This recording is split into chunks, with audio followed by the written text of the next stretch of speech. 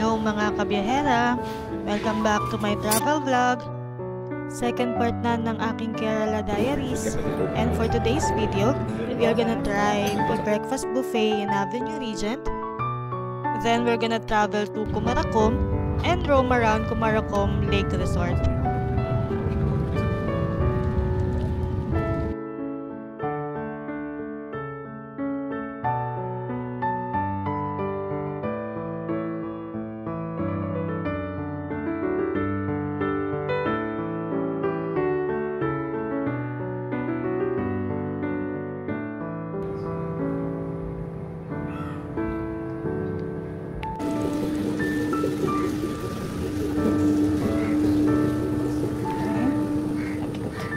This is the loudest I've ever heard. Oh, no, there. Okay. Yes, I'm complaining. As if like I complain and then they're like. You're okay.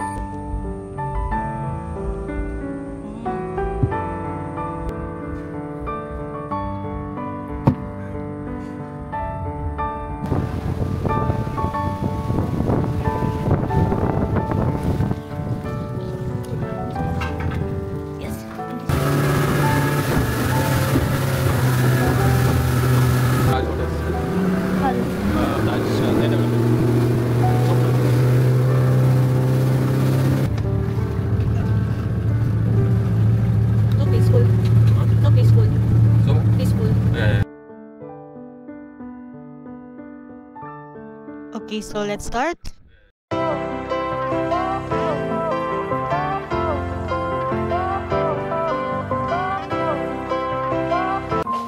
So we had our breakfast buffet in the Springs, a restaurant inside the Avenue Regent Hotel.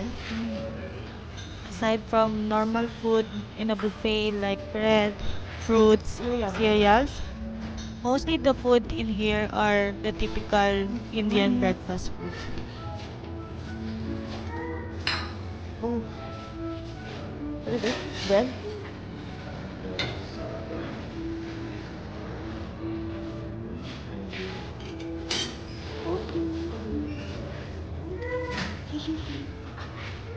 Oh. Just for everyone's information, my tolerance for spicy is very low. Kaya yan lang yung nakalagay sa plate ko.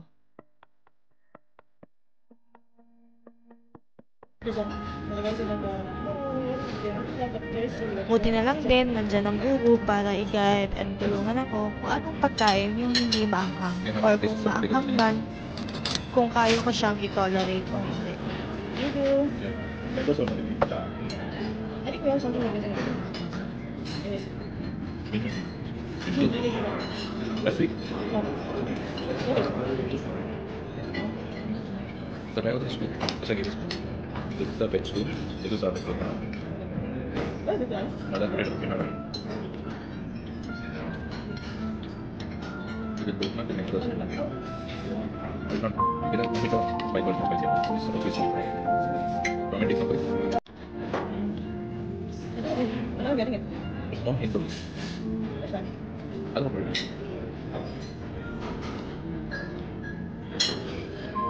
Yeah, not this.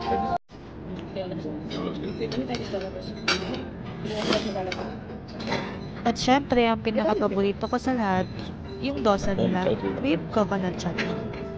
Dosa rin kasi talaga yung panlaban ko kapag maabang yung pagkain.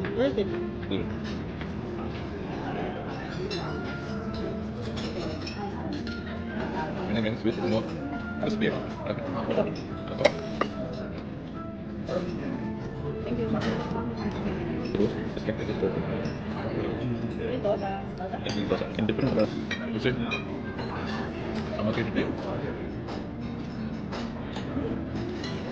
Coconut chutney.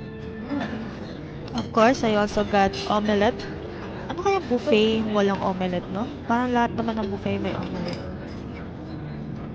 I expected it spicy like orange. You know the flavor para sa Don't worry, the initial what you get. Just wait for it. It's okay. Coconut. Like that. It's not like that. Really finger. Yeah, they've been something to put in. I don't know. Nice. It's spicy. You get a hint of it. Give it a try. It's nice. There's possibility to get a coding transition. So, probably anything about And this one is Vada. Parang donut lang. BA. It's made it. I think. I thought it was made it.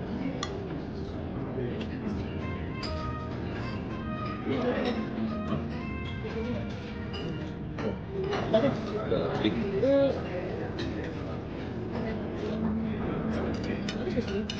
Curry. There's a curry, right? Here's a powder and powder. Ikan natin din. Ito hindi talaga ako sure kung powder ba talaga yung ginagamit pag nagluluto ng curry sa Pinas. Laurel. Pero hindi ko pa kasi talaga na-try magluto ng curry. Pero ano bang gamit talaga pag nagluluto ng curry? Yung Philippines version curry? It's tomato paste. Yeah, that's something that is How is it? Alright. spicy. Yeah. Spicy. Is it? They don't that.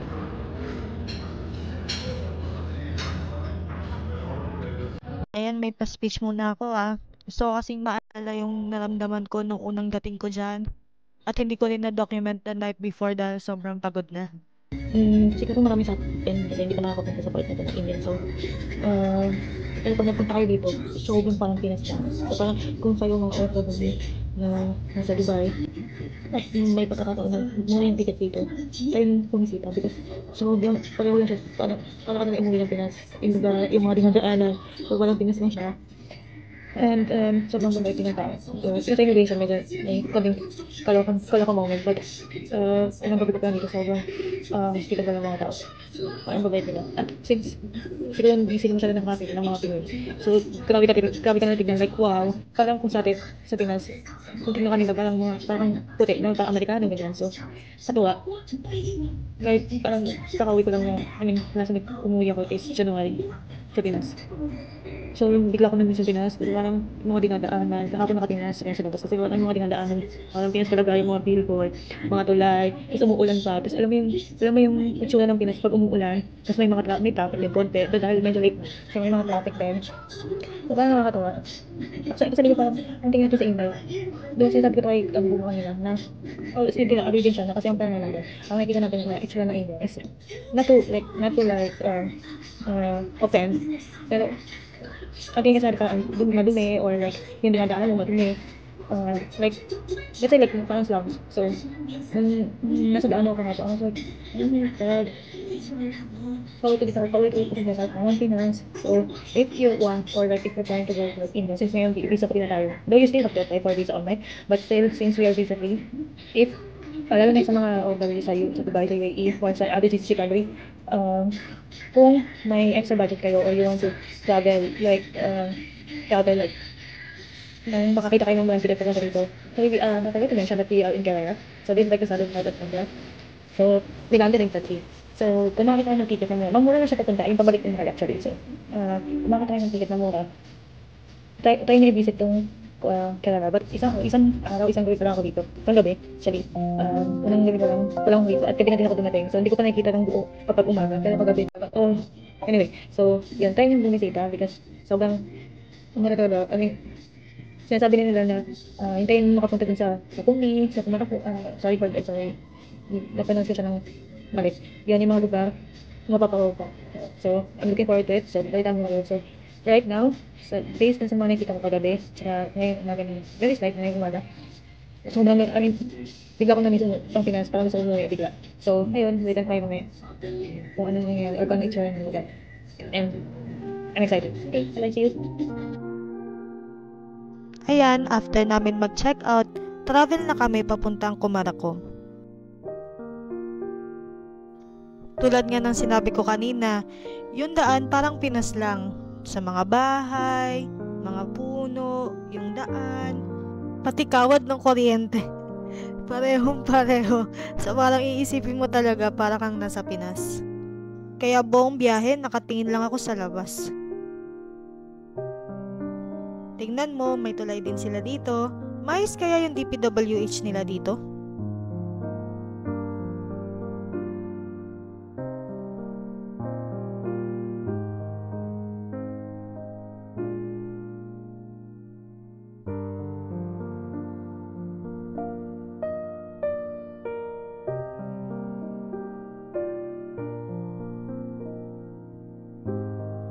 Oh yes, tingnan mo naman ang tulay. Parang Pinas din. EDSA yarn.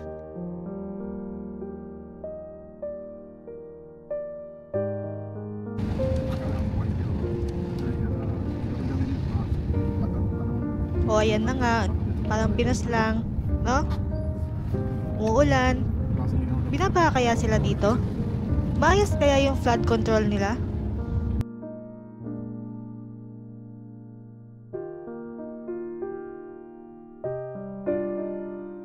Isa pa palang bagay na na-amaze ako dito ay yung kahit sobrang liit ng daan, nagagawa nilang two-way. Siyempre, bigayan na lang din.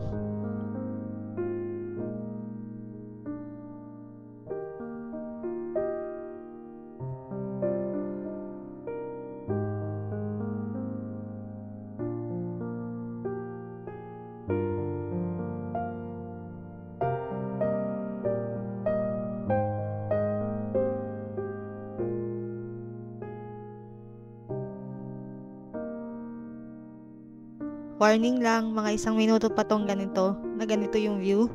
Kasi gusto kong maalala na kapag binalikan ko tong video na to, in the future, gusto kong maalala yung itsura ng tanawin.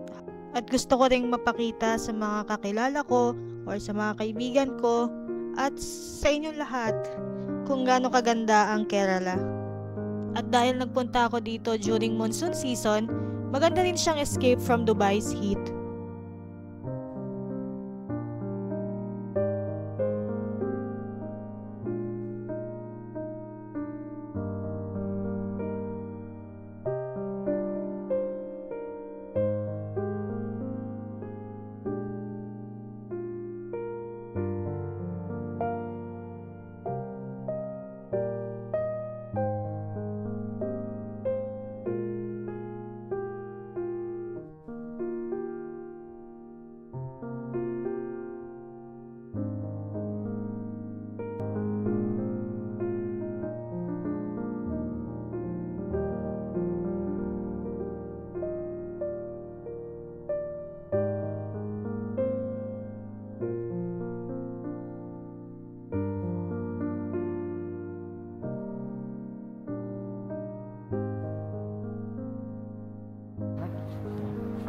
Alam mo yung simbahan nila dito, bawal ang nakasapatos.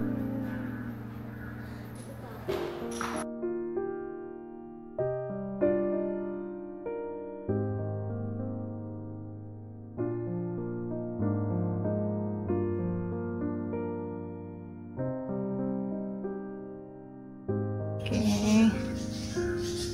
So, normally, yung mga ganyang simbahan, ay may mga simbahan, mga temple, may ganyan.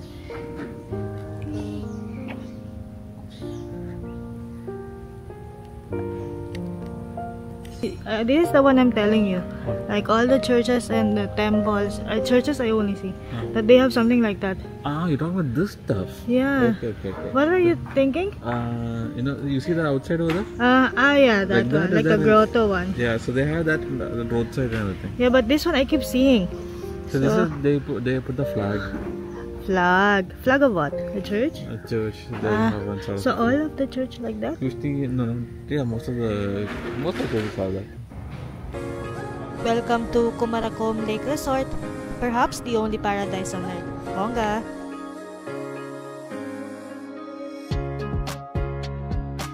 Ang ganda talaga ng view dito. Actually, hindi naman kami dito magstay. Dumaan lang kami dahil yung friend ni Bubu ay isang wedding event organizer at dito yung kanilang wedding reception. While waiting for them, we were allowed to roam the resort. Perks. Maganda kasi talaga yung lugar and yung chance lang na malibot namin to is sobrang thankful na namin.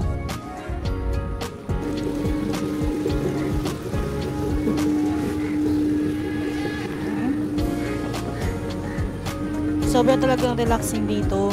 Tapos makikita mo yung mga puno, maririnig mo yung mga huni ng ibon. Ganda. Ganda din ang presyo dito. Perhaps the only paradise on earth ba naman? Tinalo pa yung Disneyland being the happiest place on earth. Char, joke lang po. You can feed the fish. You can feed the fish. Every morning. Huh? Ah. You can walk. Bitabi po. You can feed the fish. Oh.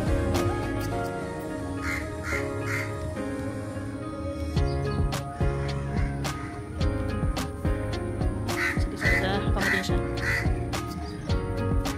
Pero mukha naman siyang worth the price.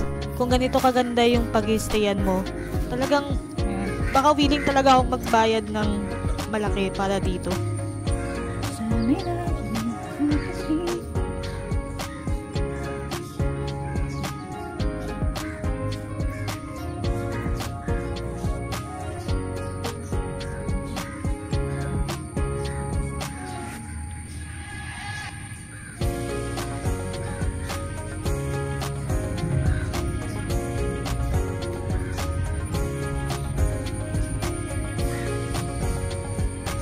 So this is the second bridge. At ayan, sa sobrang laki nga ng place, pangalawang bridge na namin to. Di ko alam kung ilang bridge meron sila dito. Huh? Oh, it's huge, huh? This place is huge. Okay, be careful, huh? Careful. Oh, okay. Ito, hindi ko alam kung ma-justify, pero ito yata yung pinakamalakas na narinig ko na cricket sound. Oh, it's loud. Yeah. This is the loudest I've ever heard. Oh, no, there. Okay. Yes, I'm complaining. As if like, I complain and then they're like... You're offended. Oh, they have swimming pool with jacuzzi. Okay, here we go. Where are we going? Here? That side?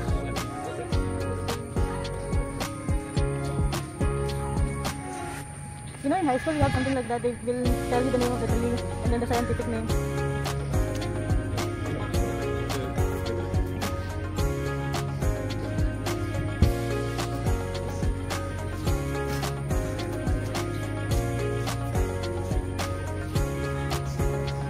That, no?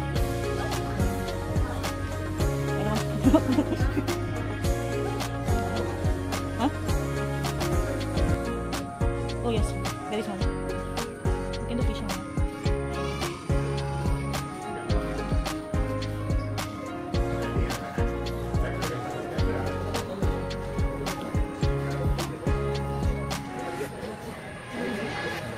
Huh? Newspaper, oh, the big. Siyempre, meron din tayong washroom tour. Pasintabi na lang po, baka ayaw mo ng mga ganitong video. I don't know how old this resort is, or maybe yung concept nila is like the old style. Pero yung switch nila dito sobrang makaluma. Tapos nakita nyo naman yung fan, kakatuwa. Tapos yung pinto nung kada cubicle dito is open yung taas, pati yung baba. Parang yung mga washroom nung nag-aaral pa ako ng elementary hanggang college. And all this place, like not a close.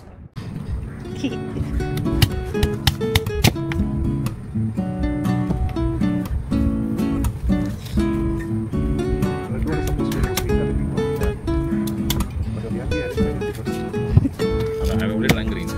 I'm Yeah, double wait, green. wait. What do you?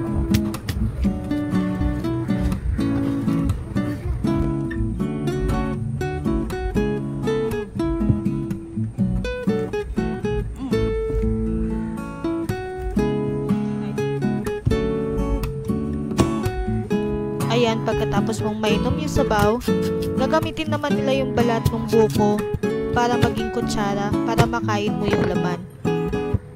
Very resourceful, no? Coconut is really the tree of life. 5:30.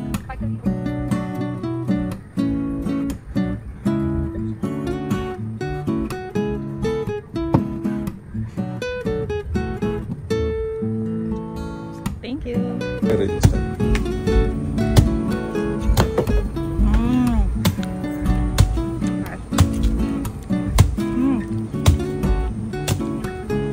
So the orange one and the green one will be the same, or this already like the sweeter first one? This is the sweeter version. I don't find much difference. Yeah, me too. So you use this as the spoon.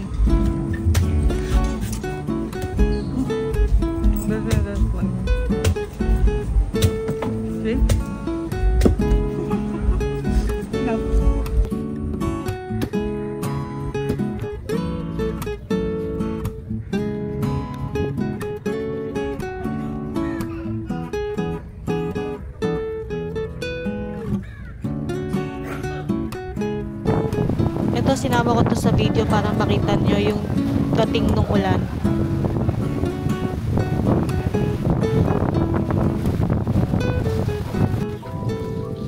Ayan, dahil iniintay pa rin namin yung mga kaibigan ni Rebubu. Mag-isipan namin mag-book muna ng jet ski ride to roam around the whole backwater area. Ano nga ba ang backwater? Ayon kay Google, backwater is a part of a river not reached by the current, where the water is stagnant. Di ko sigurado kung may ganito kami sa Pinas, pero first time ko kasi marinig yung ganitong term na backwater. In short, parte siya ng ilog kung saan hindi maalon. Nagiging maalon lang siya, syempre, kapag may mga ganitong klaseng sasakyan o jet ski, bangka na dumadaan.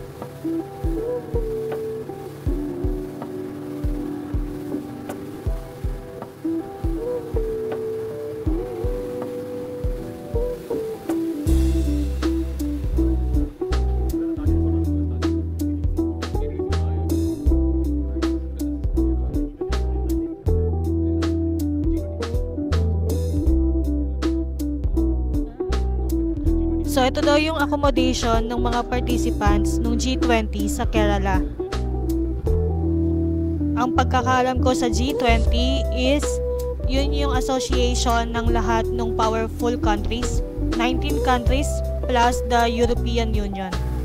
Napanood ko siya nung sa Amazon Prime na G20 din yung title.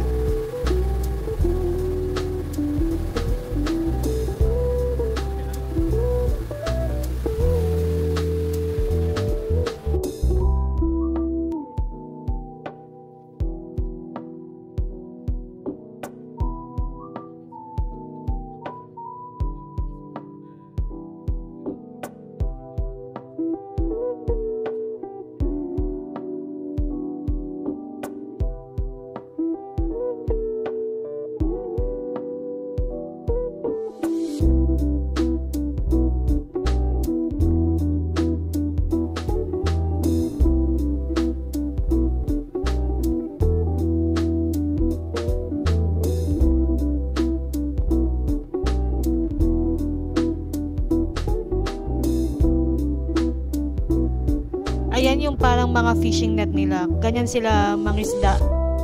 Parang claw machine. Pero yan, lalagyan nila ng net, tas ibababa nila, tas doon nila iipunin yung isda. Tas pag pwede na siyang ahunin, iaangat lang nila.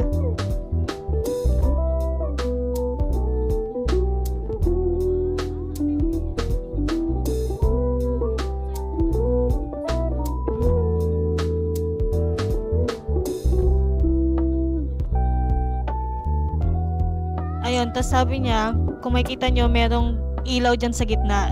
Yun daw yung pang hatak nila sa mga isda. Tapos ayan, island daw yan, pero walang nakatira dyan. That's it mga kabiyahera. Thank you for watching. Stay tuned para dun sa third part ng Kerala Diaries. We're gonna stay in backwater ripples, roam around the area, and try din natin yung food. Follow nyo ako sa ibang account ko. Thank you!